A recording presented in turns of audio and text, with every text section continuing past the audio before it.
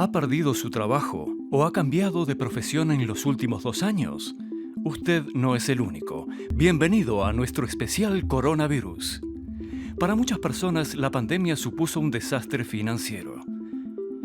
En Argentina aumentó la pobreza, mientras las familias más ricas del país se enriquecían mucho más. En nuestra edición de hoy también veremos cómo empresas de todo el mundo se vieron obligadas a cerrar, como los operadores de autobuses privados en Zimbabue. Y de recibir asistencia social a empresario de helados, una historia conmovedora de Sudáfrica. Aunque el país sigue luchando contra las nuevas variantes de COVID, la vida vuelve lentamente a la normalidad. El local lleno de gente, música en directo y un buen ambiente. Algo que Msun Tantiso y su banda echaban de menos desde hace ya 2 años. Las restricciones por coronavirus en Sudáfrica lo habían hecho imposible. Uno se siente muy bien aquí. Las cosas aún son un poco extrañas, pero la gente está entusiasmada, ya está harta de dormir todo el tiempo. Nunca volverá a ser normal y tenemos que crear una nueva normalidad. Por supuesto, tenemos que tener cuidado, pero tengo un buen presentimiento. Algo que al parecer comparte mucha gente aquí en Ciudad del Cabo. La mayoría hace caso omiso de la normativa y no lleva cubrebocas, ni siquiera en interiores. Aunque el número de infecciones está aumentando rápidamente, los virólogos no hacen sonar la alarma porque más del 80% de la población ya ha desarrollado cierta inmunidad. Los contagios, así como el aumento de la tasa de vacunación, han sido realmente de gran ayuda. Esto nos muestra 2 cosas. La inmunidad es importante y reforzarla con vacunas también lo es. Tenemos que asegurarnos de que la mayoría de las personas se vacune. Especialmente desde que han aparecido los primeros datos sobre las nuevas subvariantes de Omicron, BA.4 y BA.5. Todo indica que ambas cepas se propagan con gran facilidad. Quienes se han contagiado con la variante Omicron BA.1 pueden reinfectarse fácilmente con las cepas BA.4 y BA.5. Ahora sabemos que la inmunidad de una infección anterior no protege de una segunda infección, pero creemos que esta inmunidad impide el desarrollo grave de la enfermedad, sobre todo cuando las personas ya se han vacunado. Según los virólogos, mientras los hospitales no se hallen saturados, no existe la necesidad de suspender las actividades de ocio. Por ello, de momento, no piden mayores restricciones en Sudáfrica. Sudáfrica fue uno de los pocos países africanos que ofreció subsidios a quienes perdieron su empleo y no tenían otra fuente de ingresos durante la pandemia. La escasa suma, unos 20 euros al mes, suscitó controversia, pero ayudó a muchos a sobrevivir y a algunos incluso a emprender un nuevo negocio.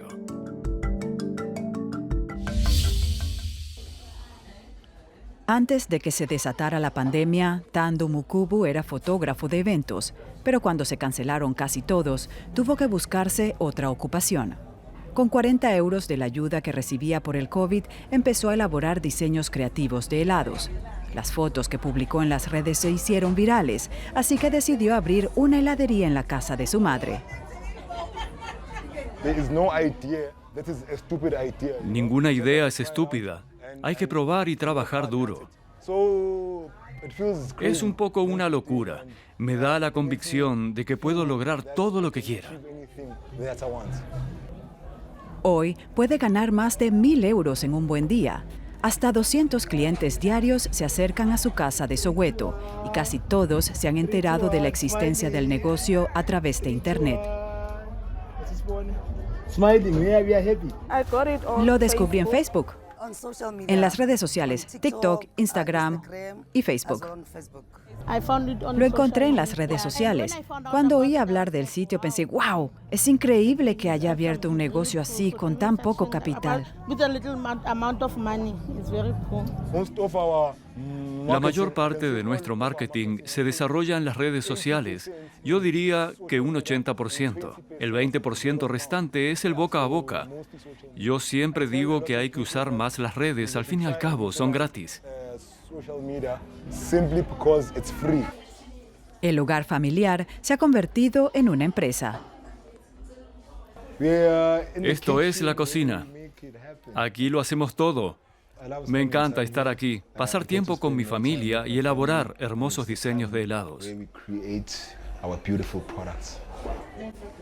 Ahora trabajan para Thando, su hermana, su hermano, un vecino y su orgullosa madre. Decidió arriesgarse para ver si funcionaba y ha funcionado. Hoy se gana la vida con este negocio y mantiene a su familia. Antes mis hijos no tenían nada. En Sudáfrica no hay trabajo. Fueron a la escuela, pero no encontraban trabajo. Thando no es el tipo de persona que acepte tener un jefe. Él quería ser su propio jefe y ahora lo es. Es una bendición.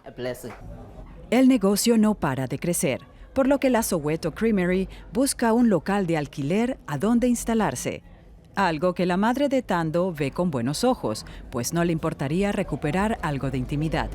Thando tiene grandes planes, quiere sumar barquillos y batidos a su oferta e incluso camiones de helados.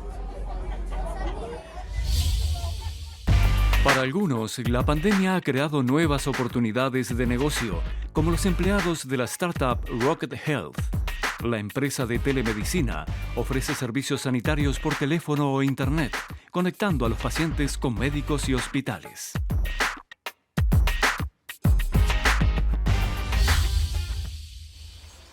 En este call center, los médicos consultan a los pacientes de forma virtual. El doctor Davis Musingusi quiere mejorar el acceso a la atención sanitaria en Uganda. En 2015 fundó Rocket Health. En la actualidad, los pacientes pueden contactar con la empresa de telemedicina por teléfono o mensaje de texto. Nos dimos cuenta de que teníamos que rediseñar una solución que resolviera muchos de estos problemas, como los tiempos de espera prolongados o el costo y la calidad de la atención. Así que creamos un servicio que comienza con la posibilidad de realizar una llamada de voz, un chat o una videollamada con un médico. Así se elimina el tiempo de desplazamiento. Y además, al poder integrar los servicios de laboratorio y de farmacia, también puede ahorrar más tiempo al recibir la atención en su casa, en la oficina o en la escuela. Muchos ugandeses no tienen acceso a una atención sanitaria regular. Algunos simplemente viven demasiado lejos.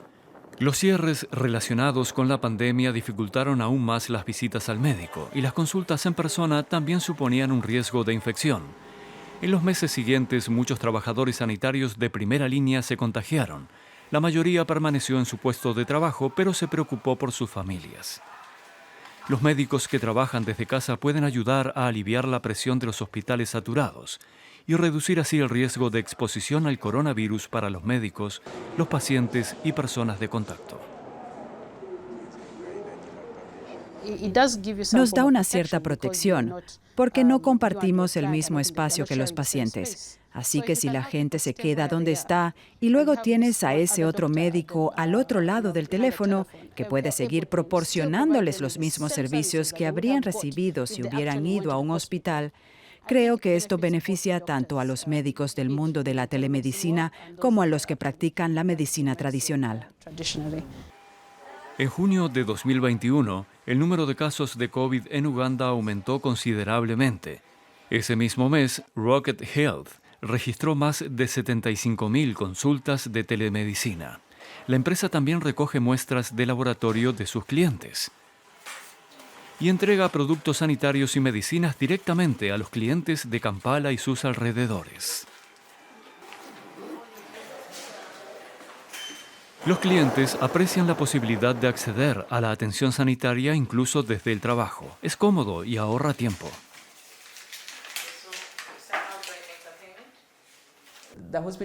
Una visita normal al hospital dura unas 2 o 3 horas. Con Rocket Health haces una llamada, hablas con el médico y si hay que hacer un análisis de laboratorio, envían a alguien para que haga las pruebas mientras sigues trabajando. Davis Musingusi afirma que menos del 10% de los casos requieren una consulta en persona, pero cuando surge la necesidad, los médicos pueden enviar una ambulancia o pedir al paciente que acuda a la clínica de la empresa. Le agrada que su empresa esté despegando, pero el repentino aumento de la demanda de servicios sanitarios a distancia durante la pandemia también supuso un reto.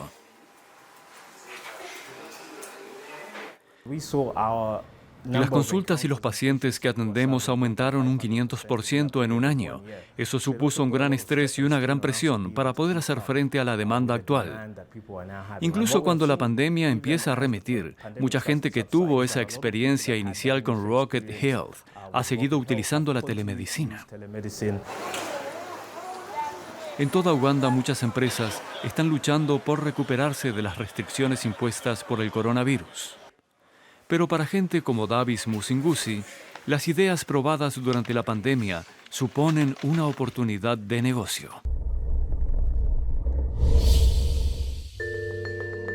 Seguimos en África y nos trasladamos a Zimbabue. Al inicio de la pandemia, el gobierno prohibió el transporte en omnibuses privados para prevenir la propagación del COVID-19. Solo la empresa estatal seguía transportando pasajeros. El corresponsal de DW, Privilege Musvanhiri, cuenta lo que esto ha supuesto para muchos viajeros.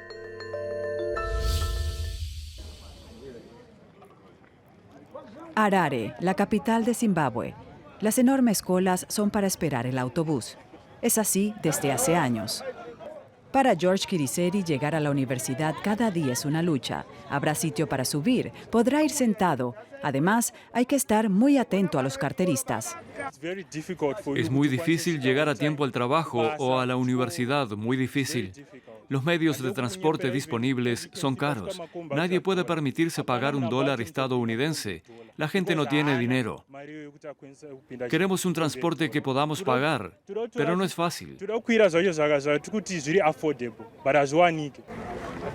Kiriseri no siempre llega a clase a tiempo. No hay suficientes autobuses. El Estado prohibió el transporte privado en autobús durante la pandemia por el riesgo de contagios.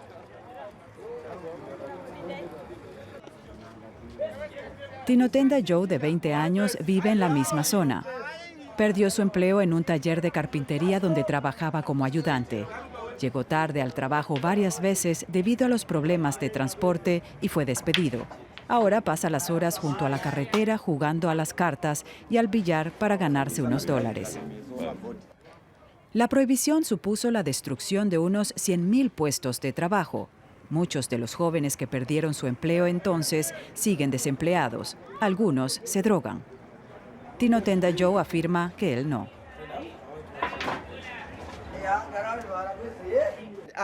Cuando apostamos en este tipo de juegos, ganamos $2 estadounidenses. Eso apenas es suficiente para vivir. No basta para mantener a mi familia. Unos 20.000 autobuses fueron retirados de la circulación al comienzo de la pandemia. Los propietarios y sus empleados tienen ahora muchas dificultades. Es posible que algunos de esos vehículos prohibidos no vuelvan a circular. Es el caso de Owen Chadiemhunga, que tuvo que vender 3 de sus autobuses. Ahora solo le queda uno que no puede operar. La prohibición de autobuses de propiedad privada le ha sumido en la pobreza. Con su negocio ingresaba al menos $240 al día. Hay que buscar maneras de sobrevivir. Así que empecé a vender piezas de recambio de los autobuses. Si alguien venía y me ofrecía comprar una pieza, la cogía del autobús y se la vendía. Antes de la pandemia solía reparar los vehículos de otros propietarios de autobuses, pero ya no puedo. Pero las cosas podrían mejorar pronto.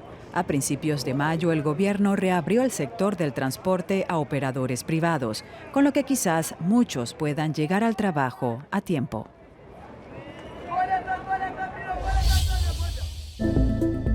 El corresponsal científico de DW, Derek Williams, nos mantiene siempre informados sobre las investigaciones en torno a la COVID-19. En esta ocasión, un espectador preguntó, ¿qué ha pasado con la variante Delta? ¿Ha sido eliminada por Omicron? ¿La variante Delta ha desaparecido para siempre? ¿Qué opinan las autoridades sanitarias y los científicos? Desde el comienzo de la pandemia, las variantes mutadas del COVID-19 se han ido sucediendo y superando y son una métrica clave en la ecuación de la transmisibilidad. Omicron es mucho más infecciosa que Delta. Y en igualdad de condiciones epidemiológicas, los virus más transmisibles pueden superar a los menos contagiosos con asombrosa rapidez, infectando a los vulnerables a tal velocidad que las variantes más lentas no tienen muchas posibilidades. Ya lo hemos podido observar en 3 ocasiones, como muestra este gráfico de la Autoridad Alemana de Control de Enfermedades. El virus original fue sustituido casi por completo por la variante Alfa. ¿Recuerdas Alfa? Que pocos meses después perdió ante la variante Delta, que ahora ha sido sustituida por Omicron. La secuenciación genética no ha detectado prácticamente ningún caso de Delta en el país desde finales de marzo. Y no solo en Alemania, en Estados Unidos, Delta también ha dejado de ser preocupante. Circula tan poco que a mediados de abril se rebajó a lo que se denomina una variante en seguimiento. Según las autoridades, Delta no supone actualmente una amenaza significativa para la salud pública en ese país. Pero la variante Delta no ha desaparecido por completo. Hay voces en la comunidad investigadora que piensan que en algún momento podría reaparecer un descendiente de Delta. Un equipo israelí que rastrea los genomas de la variante en las aguas residuales de la ciudad de Beersheba ha detectado la Delta en pequeñas cantidades y plantea la hipótesis de que si se mantiene en los niveles actuales, aún sean muy bajos, puede volver a surgir a medida que la inmunidad disminuya en la población, quizás ya este verano. Evidentemente, es imposible predecir el futuro, pero parece bastante improbable que Delta se recupere en algún momento y vuelva a suponer el peligro mundial que supuso en 2021. Y si realmente aparece un descendiente de Delta, probablemente será tan diferente de su variante antecesora que merecerá una designación propia.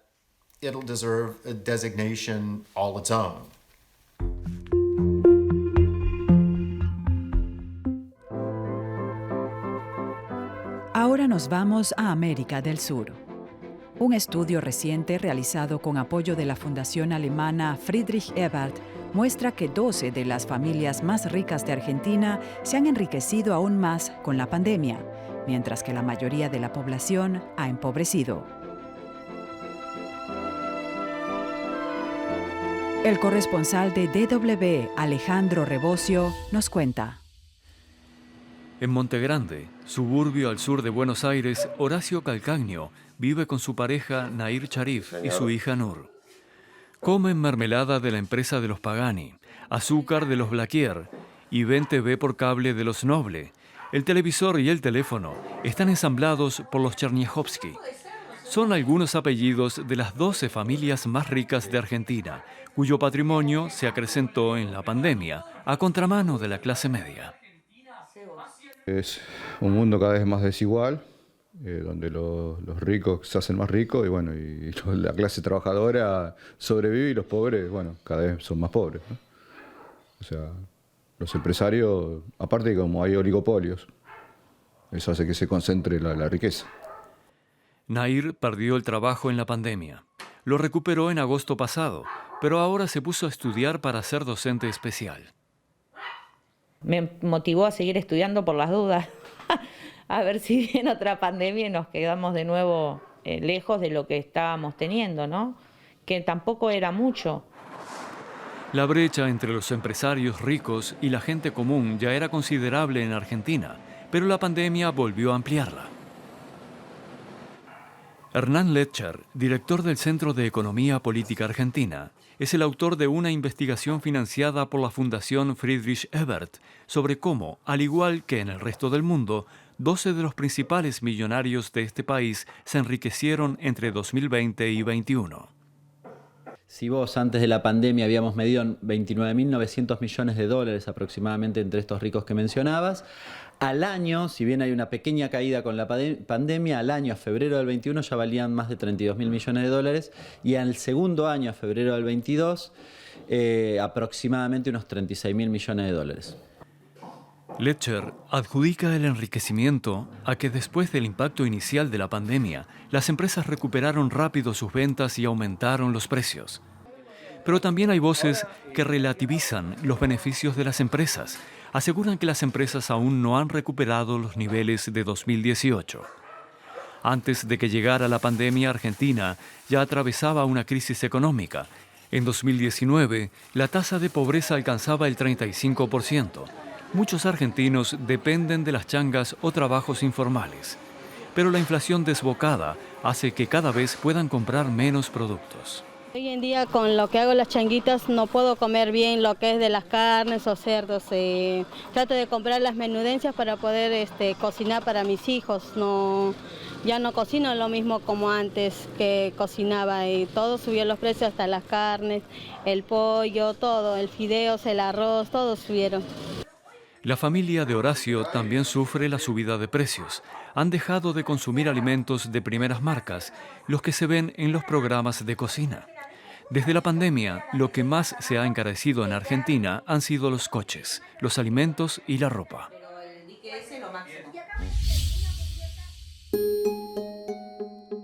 A mucha gente le preocupa caer en la pobreza durante la pandemia. Temen no poder alimentar a sus familias. Pero con la pandemia, algunas personas han ideado nuevas posibilidades de negocio. En Colombia se dice que nada se vende más fácil que una empanada. Felipe Abondano nos cuenta cómo una pareja llevó a la práctica esta expresión para sortear las dificultades económicas. En Bogotá aún no ha salido el sol y Nelly Coromoto Pérez ya lleva 2 horas en la cocina. Antes de la pandemia, ella y su marido trabajaban en un restaurante de Bogotá. Pero durante el confinamiento, el restaurante cerró y ambos perdieron su trabajo. Acababan de emigrar de Venezuela y de repente se quedaron sin nada. Las empanadas fueron su salvación. Nosotros empezamos el negocio, fue durante la pandemia. Empezamos con 30.000 pesos. Hubo un día que estaba yo durmiendo y se me vino la idea de vender las empanadas. Me paré y le dije a mi esposo a las 3 de la mañana, mi amor, el fin de semana vamos a vender empanadas. Ahora todos los días empieza a trabajar a las 4 de la mañana. En los últimos meses el negocio se ha convertido en su principal fuente de ingresos. Nos ayudó a resolver mucho la situación económica que teníamos en ese entonces. Y que si para los servicios, que si para el arriendo.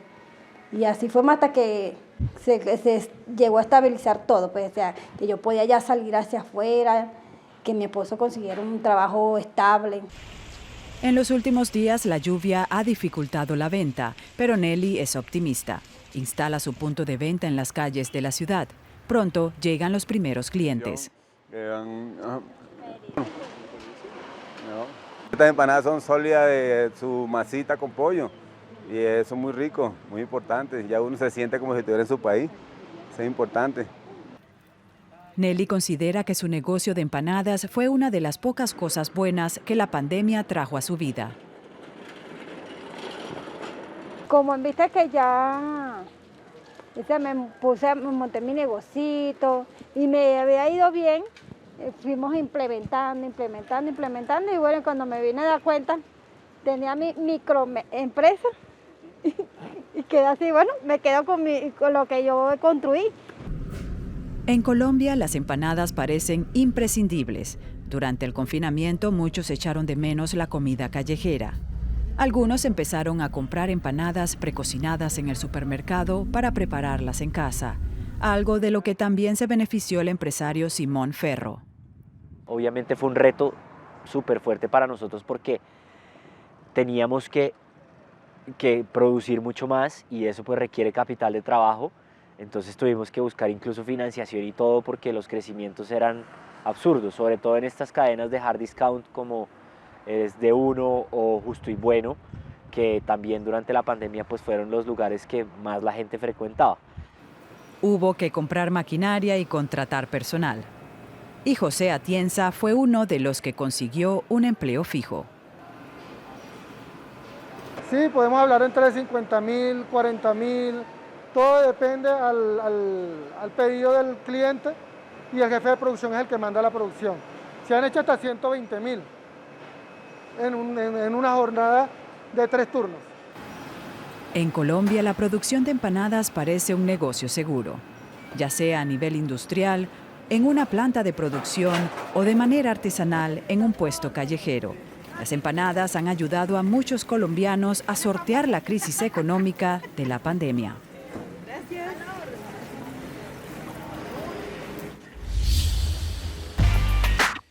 Esto es todo por hoy en nuestro especial. Sigan con la programación de Deutsche Welle. Gracias por su compañía.